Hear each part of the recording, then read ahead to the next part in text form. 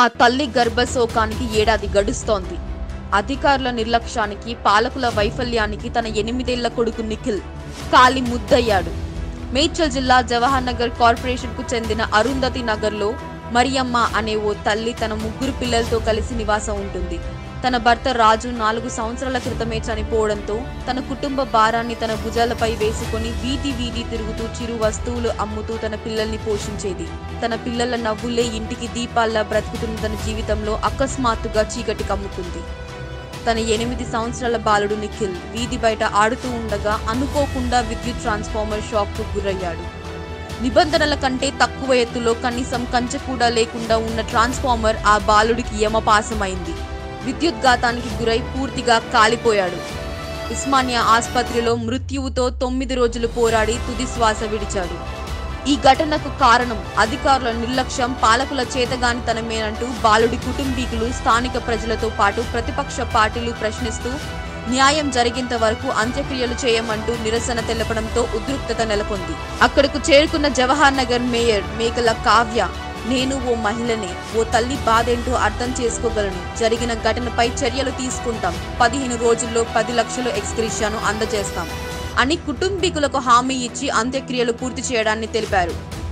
ప్రతిపక్షాలు వెంటనే ఆ తల్లికి ఎక్స్‌గ్రేషియా అందజేయాలని డిమాండ్ చేస్తే అధికార పార్టీ నేతలు శవ రాజకీయాలు చేయొద్దు అంటూ బెదిరించారు. ఆ రోజు హామీ ఇచ్చి వెళ్లిన మేయర్ మేకల కావ్య బాలుడు నిఖిల్ చనిపోయి ఏడాది దాటినా అటువైపు కన్నెత్తి చూడలేదు. అధికారుల చుట్టూ, నాయకుల చుట్టూ సంవత్సరం నుండి బంధువుల సహాయంతో తిరుగుతున్నా తిరిగి కాళ్లకున్న చెప్పులరిగాయి, కానీ న్యాయం మాత్రం జరగలేదు.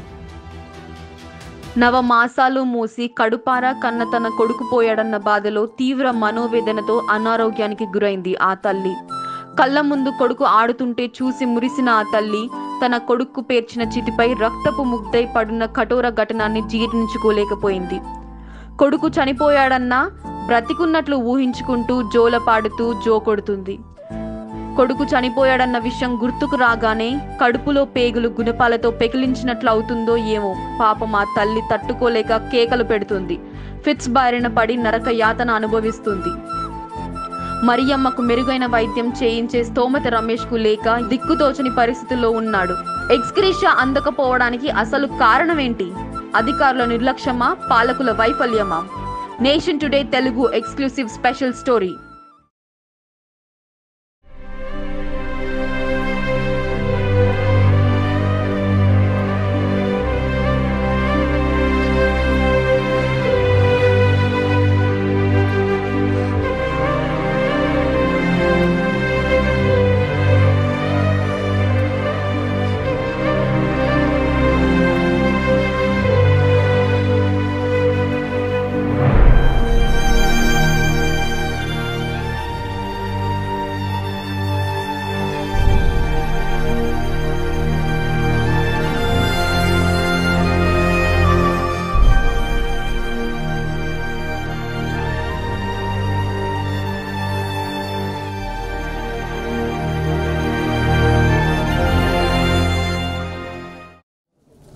నమస్తే, నేను జర్నలిస్ట్ చాణక్య శివ. మనం మేడ్చల్ జిల్లా జవహర్ నగర్ కార్పొరేషన్ పరిధిలోని అరుంధతి నగర్లో ఉన్నాము. గత సంవత్సరం ఇదే అక్టోబర్ నెలలో నిఖిల్ అనే బాలుడు రోడ్డుపై ఆడుకుంటూ వెళ్తున్న క్రమంలో ఇక్కడ విద్యుత్ అధికారులు నిబంధనల కంటే కూడా తక్కువ ఎత్తులో ట్రాన్స్ఫార్మర్ ని నిర్మాణం చేయడంతో ఆడుకుంటూ వెళ్తున్న క్రమంలో ఆ ట్రాన్స్ఫార్మర్ విద్యుత్ ఘాతానికి గురై పూర్తిగా శరీరం మొత్తం కూడా కాలిపోయి 9 రోజులు ఉస్మానియా ఆసుపత్రిలో చిత్రవద అనుభవించి మృత్యువాత పడ్డాడు. ఈ ఘటన కూడా ఇక్కడ స్థానికంగాతో పాటు జవహర్ నగర్ పరిసర ప్రాంతాలు మొత్తం కూడా విషాద ఛాయలు అలుముకున్నాయి. వీళ్ళంతా కూడా ఎవరైతే ఈ నిఖిల్ ఫ్యామిలీ ఎవరైతే ఉన్నారో వాళ్ళంతా చాలా నిరుపేద కుటుంబంలోని వారు. నిఖిల్ తల్లి పేరు మరియా. తనకి ఈ నిఖిల్ చనిపోక ముందే వారి భర్త చనిపోవడం జరిగింది. వీరు వీధి తిరుగుతూ చిరు వ్యాపారంగా అంటే బాసల్లో స్టీల్ బాసల్లో అమ్ముకొని బ్రతికే పరిస్థితి వీళ్ళది. సో అట్లాంటి క్రమంలో భర్త చనిపోయిన ఆ కుటుంబంలో ఆ 3 పిల్లలతోటి ఆ బాధ్యత మొత్తం తనదై సాగుతూ వస్తున్నది. ఆ పిల్లలే తన ప్రపంచంగా బ్రతుకుతున్న ఆ తల్లికి సడన్లీ ఆ చిన్నారి బాలుడు చనిపోవడంతో చాలా మానసికంగా చాలా ఇబ్బందులకు గురైంది. ఆమె పూర్తిగా కూడా ఒక మానసిక పరిస్థితి చాలా దారుణంగా తయారైంది. ఆ సమయంలో మృత్యువాత పడ్డ సమయంలో ఇక్కడ శవాన్ని మేము తీసుకెళ్ళనీయం, ఇక్కడ మాకు అన్యాయం జరిగింది అని స్థానికులంతా అడ్డుకున్న క్రమంలో మేయర్, ఇక్కడ స్థానికంగా ఉన్నటువంటి మేయర్గా ప్రాతినిధ్యం వహిస్తున్నటువంటి మేయర్ మేకల కావ్యతో పాటు కార్పొరేటర్లు నాయకులంతా, టీఆర్ఎస్ నాయకులంతా ఇక్కడ చేరుకొని ప్రతిపక్షాలు చేస్తున్నటువంటి ధర్నాని కావచ్చు, ఇక్కడ స్థానికులు ప్రశ్నిస్తున్నటువంటి పరిస్థితుల్లో మేమంతా ఈ కుటుంబానికి అండగా ఉంటాము, ఈ అంత్యక్రియలు జరగనివ్వండి, నేను ఒక స్త్రీనే, నేను కూడా ఒక అమ్మనే, నాకు పిల్లలున్నారు, 10-15 రోజులలో ఈ కుటుంబాన్ని నేను ఆదుకుంటాను, ఎక్స్గ్రేషియా నేను మినిస్టర్ మల్లారెడ్డితో మాట్లాడాను, 10 లక్షల ఎక్స్గ్రేషియా నేను ఈ కుటుంబానికి అందజేస్తానని చెప్పేసి హామీ ఇచ్చిన మేకల కావ్య గారు ఇప్పటి వరకు ఈ కుటుంబాన్ని పరామర్శించిన దాఖలాలు లేవు. ఇక్కడ స్థానిక కార్పొరేటర్ కూడా పరామర్శించిన దాఖలాలు లేవు. ఇక్కడ జరిగిన ఘటనకి మనం చూసినట్లయితే ఇక్కడ కరెంట్ ట్రాన్స్ఫార్మర్ కిందికి ఉండడం జరిగింది. మేము ఎన్నో రోజుల నుంచి కరెంట్ డిపార్ట్మెంట్కి ఇన్ఫామ్ చేశాము ట్రాన్స్ఫార్మర్స్ని పైకి షిఫ్ట్ చేయాలి అని. వాళ్ళు కొంచెం అనుకూలంగా స్పందించలేదు. దానివల్ల ఈరోజు మేము ఈ బాధని చూడాల్సి వచ్చింది. ఈ 15 రోజులలో వాళ్ళకి 10 లక్షలు లేదంటే 5 అన్నా ఇవ్వడానికి రెడీగా ఉన్నారు. ఇది ఇచ్చే బాధ్యత మాది. సో ఇక్కడ పరిస్థితి ఏ విధంగా ఉందంటే, ఆ తల్లి ఎవరైతే నిఖిల్ ఉన్నాడో ఆ బాలుడి తల్లి మానసిక రోగిగా తయారైపోయింది. ఆమె ఆరోగ్యం కూడా పూర్తిగా క్షీణించిపోయింది. ఆమె ఆ కొడుకును తలుచుకుంటూ చాలా బాధాకరమైన పరిస్థితులు ఉన్నాయి. ఆమెని ఇక్కడికి వీళ్ళు ఎవరైతే నేషన్ టుడే తెలుగుని వీరు ఈ బాధిత కుటుంబీకులు నిఖిల్ మామ మనని సంప్రదించడం జరిగింది పలుమార్లు.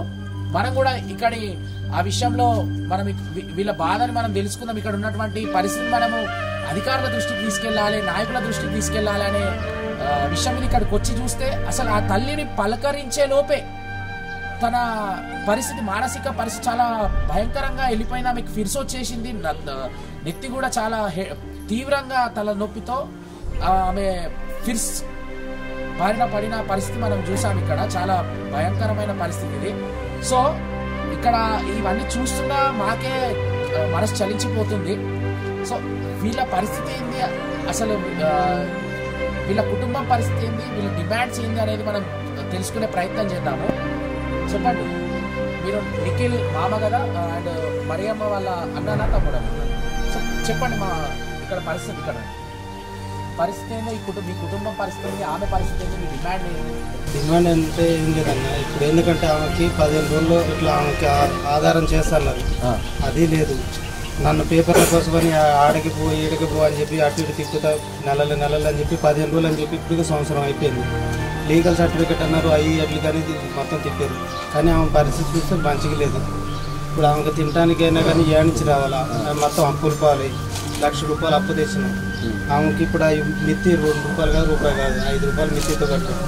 ఆమెకి ఇంట్లో వెళ్ళాలంటే మాకనే వెళ్ళాలి, అన్నీ కిరాయిలలో ఉంటున్నాము. ఆమె పరిస్థితి చూస్తే ఇట్లా ఉంది, మరి ఘోరంగా అంటే ఘోరంగా. ఏ నాయకులు పట్టించుకోవట్లేదు, ఎవరు పట్టించుకోవట్లేదు, తిప్పిన వాళ్ళు తిప్పుతూనే ఉన్నారు. కానీ సో ఈమెకి ఇప్పుడు వైద్యం అందించాల్సిన పరిస్థితులు ఉన్నాయా?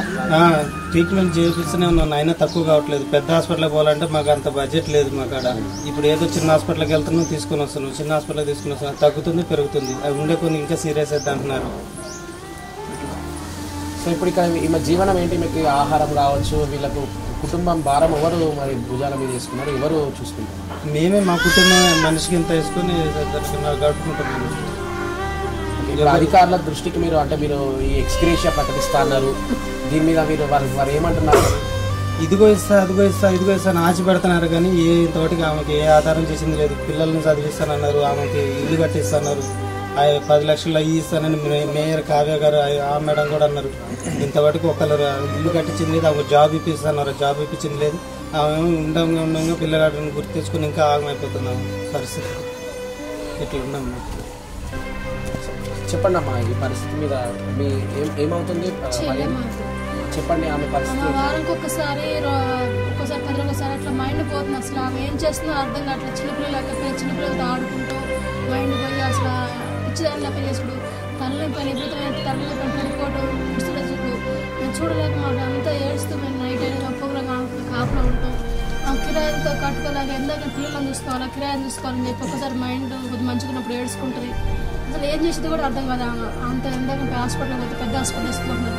మా దగ్గర చేతిలో రూపాయలు మేము ఎందాక పెట్టుకోవాలి, ఎందాక చేసుకోవాలి. అప్పులతో ₹1,00,000 దాటిపోయి ఎందాక మేము ఆలోచి మా మైండ్ పోతుంది ఆ గురించి ఆలోచి కూడా. ఇప్పుడు దగ్గర ఎందాక పెడుతుంటే హాస్పిటల్కే చూసేయాలి ₹1,00,000 దాటిని. చిన్న హాస్పిటల్ చిన్న సంవత్సరం వెళ్ళిపోయింది కదా.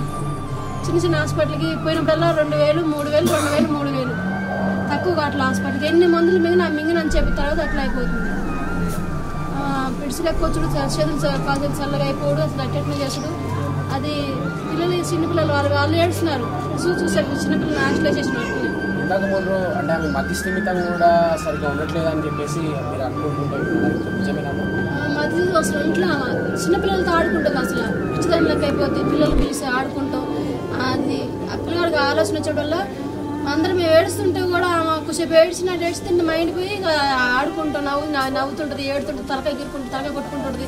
ఎట్టెట్లా చేసింది అసలు మన మైండే ఉండదు. అసలు పిచ్చిదానిలోకి అయిపోయి పిడిచొచ్చుడు ఎంత ఘోరంగా అయిపోతుంది. అసలు చిన్నపిల్లల్ని అసలు మంచి మా హెల్త్ ఎట్లా ఆడుకుంటారో అట్లా చిన్నపిల్లలతో అసలు మరీ దారుణం అయిపోతుంది. పసిపిల్లల లెక్క అయిపోతుంది.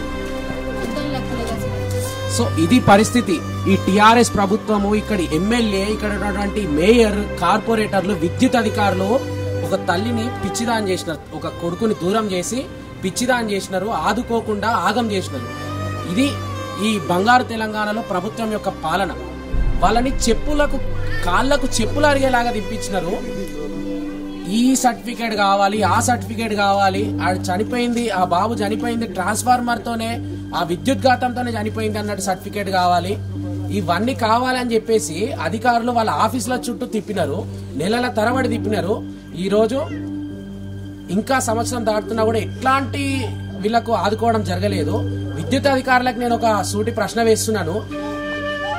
ఈ బాబు చనిపోయిన సంగతి వాస్తవము, మీకు తెలుసు, అందరికీ తెలుసు. మీరు తప్పొప్పుకున్నారు, ఎక్స్గ్రేషియా ప్రకటిస్తా అని చెప్పినారు. అదే రూల్స్ అండ్ రెగ్యులేషన్స్ మీరు ఫాలో అయితే, అదే నీతి నిజాయితీ మీరు ఫాలో అయితే ఆ బాబు చనిపోయేవాడా?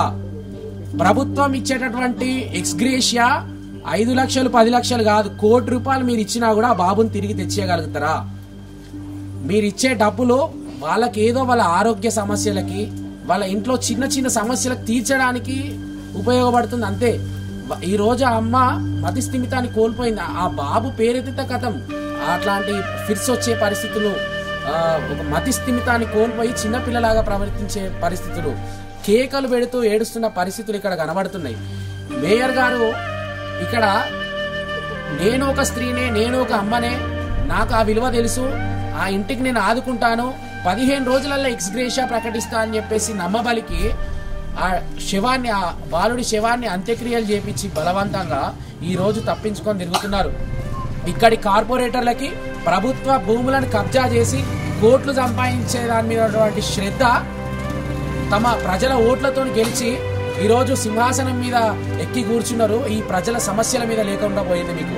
మినిస్టర్ మల్లారెడ్డి గారు మీ వ్యక్తిగత రాజకీయాల గురించి తొడలు జరుచుకొని జబ్బలు జరుచుకుంటున్న మీరు, జవహర్ నగర్ నా గుండెకాయ అని చెప్పేసి ఇక్కడ ప్రజల ఓట్లను సంపాదించిన మీరు ఈ రోజు నీ గుండెకాయలో ఒక తల్లి తల్లదిల్లుతున్నది. ఇక్కడ చిన్నారులు, ఆ బాబు, ఆ తల్లి యొక్క బాబు, ఆయన పరిస్థితి ఏంది? ఆయన మొహం చూడ ఒకసారి. వాడు ఎంత అమాయకంగా ఉన్నాడు. వాళ్ళ తల్లి అట్లా ఫిర్స్ వచ్చి మతిస్థిమితం కోల్పోయి అక్కడ ఆ ఇంట్లో పడిపోయి ఉన్నది. మనకి అది కూడా తెలియనంత అమాయకత్వంలో ఉన్నటువంటి పరిస్థితి. సో దీనికి సమాధానం చెప్పాలి మీరు. మీ ఆసుపత్రికే ఇదే నిఖిల్ ఇక్కడ ట్రాన్స్ఫార్మర్ విద్యుత్ ఘాతానికి గురైన సమయంలో ఇక్కడ స్థానికులు హుటాహుటిన ఇక్కడ కోళ్లఫారం, జవహర్ నగర్ లోని కోళ్లఫారం దగ్గర ఉన్నటువంటి మీ ఆసుపత్రికి తీసుకొస్తే, మీ సిఎంఆర్ ఆసుపత్రికి తీసుకొస్తే, ఇప్పుడు ధన్ ఎస్వి అని ఒక హాస్పిటల్ ఇప్పుడు ఉంది, అప్పుడు పేరు మార్చినారు. ఇప్పుడు సిఎంఆర్ హాస్పిటల్ తీసుకొస్తే డబ్బులు కడితే తప్ప ట్రీట్మెంట్ చేయమని చెప్పేసి అన్నారు. ఇది నీ పాలన, ఇది నీ వ్యాపారం ప్రజల ప్రాణాలతోటి. ఇప్పటికైనా అధికారులు స్పందించాలి, మానవత్వంతో ఆలోచించాలి.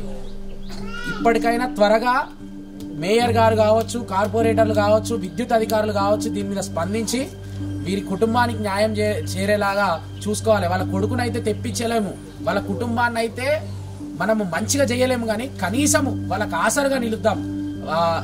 ఏదైతే ఎక్స్గ్రేషియా అన్నారో ఎక్స్గ్రేషియాని అందించి, దీంతో పాటు స్థానిక ఉండేటటువంటి స్వచ్ఛంద సంస్థలు కావచ్చు, ఎవరైనా మానవత్వ దృక్పథంతో ఆలోచించేటటువంటి వ్యక్తులు కావచ్చు, వీళ్ళ కుటుంబాన్ని ఆదుకోవాలని చెప్పేసి నేషన్ టుడే తెలుగు ద్వారా మేము ఈ కుటుంబానికి అండగా మా వంతుగా మేము ఉంటూ మిమ్మల్ని విజ్ఞప్తి చేస్తున్నాం.